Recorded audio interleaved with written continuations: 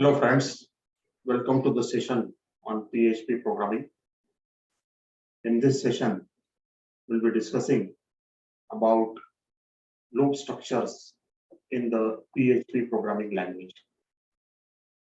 In this session, we will discuss what we mean by loops and what are the different loop structures available in the PHP programming language that can be used in the programs of the PHP programming language.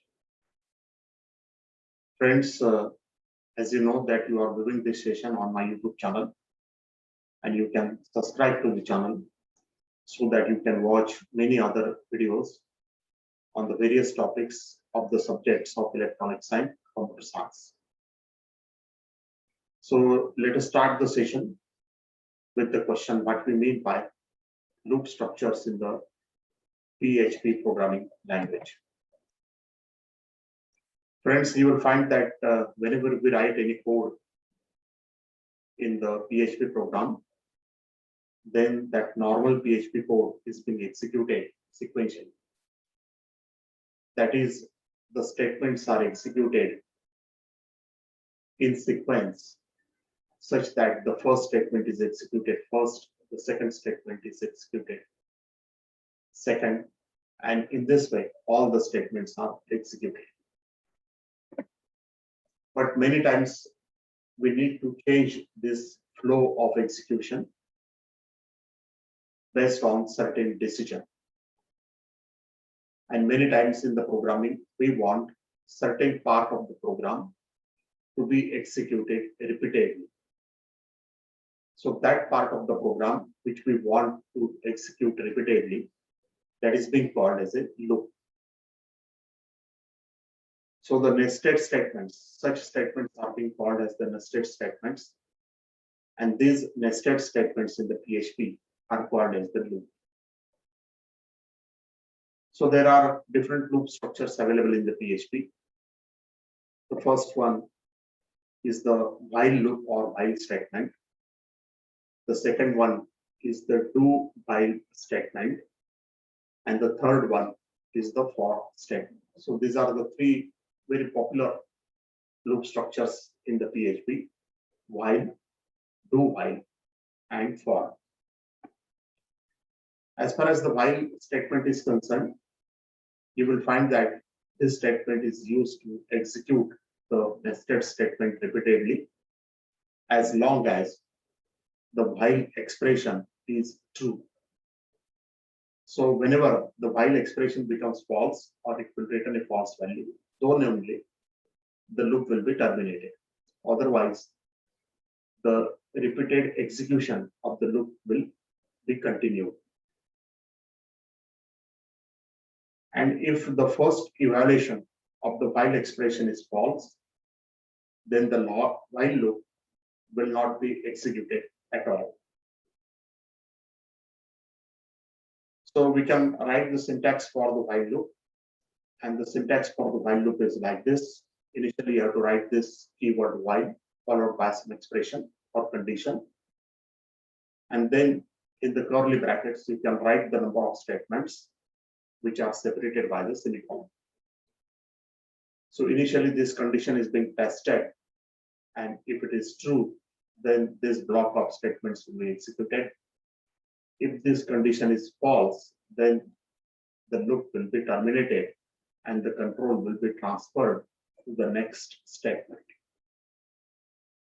Say for example, if we write a simple code of PHP where the variable x is being assigned with the initial value 1, and we will write the condition whether x is less than or equal to 5,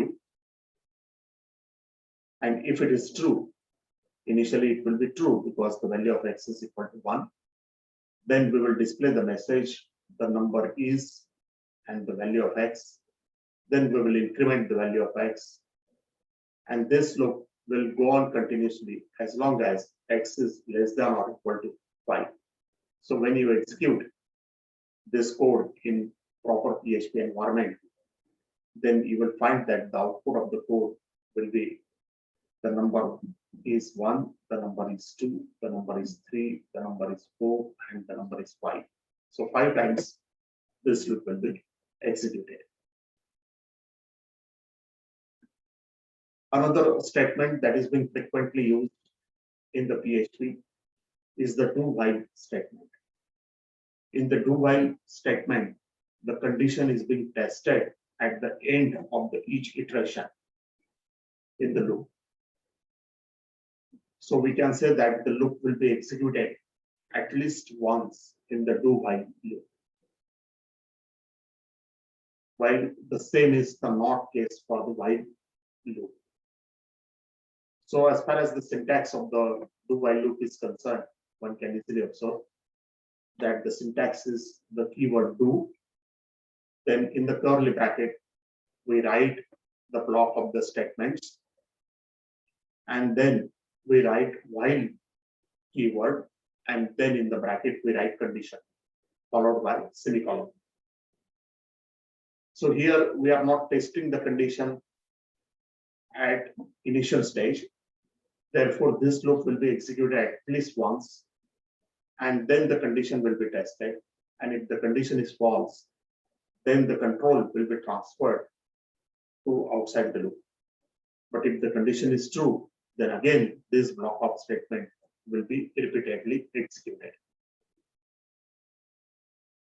So for example, if we write a small code, PHP code, where the value of x is 1, then we'll write the do while loop, where the statement will display the number, and every time we will increment the value of x by 1, and then we will write the while condition until x is less than or equal to 5. So when you execute this part of the PHP code in suitable PHP environment, then the output that will be displayed is number is 1, number is 2, number is 3, number is 4, and number is 5. So here also the loop will be executed 5 times. Another popular loop that is very commonly used in the PHP programming is the for loop. So the for loop is used when we know how many times those statements are to be executed. So for loop, it is necessary that you must be sure that how many times the loop has to be executed. So here the syntax for the for loop is like this. Initially, we will write the keyword for. In the bracket, we will make the initial expression, semicolon, condition, semicolon, increment or decrement of the control variable. And then in curly bracket, we can write the block of the statements, where each statement is separated by semicolon. So the first expression is the initial, and this expression is always evaluated at the beginning of the loop. And at the beginning of the loop, the conditional expression or condition is also evaluated. And if it is true, then the loop continues and the nested statements are executed. But if the condition is false, then in that case, the loop will be terminated. And in the end of each iteration, the third expression, that is the increment or decrement, is being evaluated or executed. So for example, if we write a small PHP code for loop, where for initial value of I is 0, I is less than 3 is the condition, and we are incrementing the value of I by 1 every time. And then we are displaying the message of the number. The number is. So when you execute this code, then one can easily observe that this loop is executed 3 times, such that the initial number is 0, then 1, and then 2.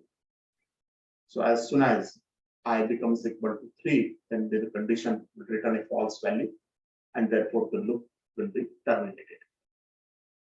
So friends, you will find that these loop structures are very important in PHP, because when we go on writing PHP programs for real-life problems, you will find that always we need to make the use of these loop structures in order to find the solutions of the problems. So thank you, friends, for viewing the session, and hopefully you have understood how to write the different loop structures in the PHP. Thank you all.